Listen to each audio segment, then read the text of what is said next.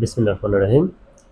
আজকে মূলত ভিডিওটা তাদের জন্য যারা এসএসসি পরীক্ষায় আপনারা খারাপ রেজাল্ট করেছেন, বিভিন্ন হতাশায় ভুগছেন, তাদের জন্য। আসলে আমাদের প্রতি বছরই পরীক্ষার রেজাল্ট প্রকাশ হওয়ার পরে দেখা যায় যে কিছু ছাত্র রেজাল্ট খারাপ করার কারণে বিভিন্ন ধরনের অপ্রীতিকর ঘটনা ঘটায়। আমি মূলত তাদেরকে কিছু বলার জন্য আজকে এই ভিডিওটা করা। দেখেন, সবাই যে সমানভাবে পড়াশোনা করবে তা না। সবার যে ব্রেন ইকুয়াল সব দিক থেকেই না।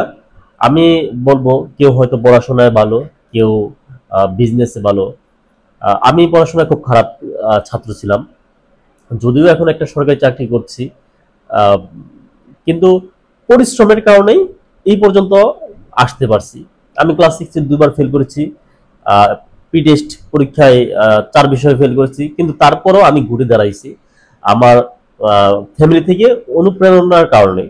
কিন্তু আজকে যারা রেজাল্ট খারাপ করছে, আপনাদের ফ্যামিলির কাছে আমার একটা অনুরোধ থাকবে, আপনারা ডিমোটিভেট করবেন না, আপনারা সবসময় বাচ্চাদের মোটিভেশনের উপর রাখবেন।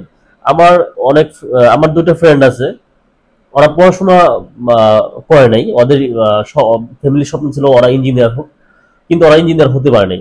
তাতে কি হয়েছে, আমার এক ফ্রেন্ড, ওর 4টা গার্মেন্টস আছে, ওর আন্ডারে প্রায় 20টা ইঞ্জিনিয়ার কাজ করতেছে। সে ইঞ্জিনিয়ার হতে পারে নাই, কিন্তু সে কর্মসংস্থান করছে।